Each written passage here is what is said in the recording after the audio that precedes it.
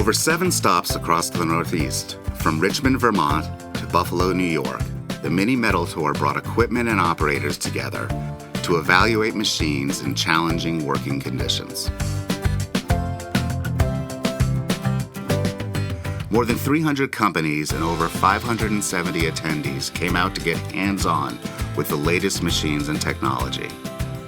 From compact track loaders and skid steers to the 319 excavator, the focus was simple: real machines, real work, real experience.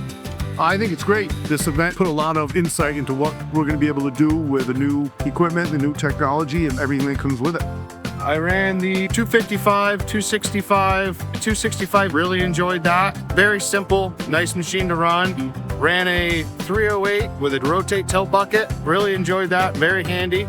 265 is a great machine. It's comfortable, plenty of room in the cab. The hydraulics are real smooth.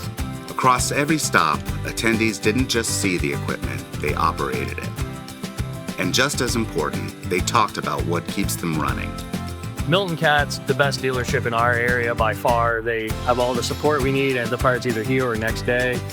Even Brian Hayden, winner of the 2026 CAT Global Operator Challenge, made a visit to the Scarborough main event. One thing that makes these machines easy to trust is the name on the side.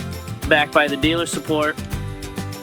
From first-time operators to seasoned crews, the Mini Metal Tour delivered one thing across every location: confidence in the equipment and the people behind it.